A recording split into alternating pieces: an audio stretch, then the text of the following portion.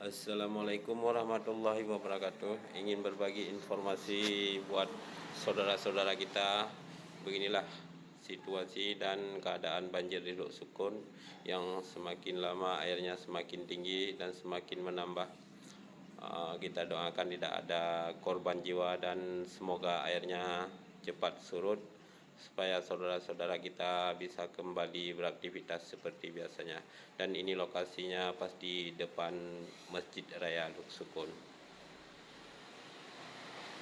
Inilah hanya sedikit informasi saja buat saudara-saudara yang selalu setia bersama channel Dumpuna.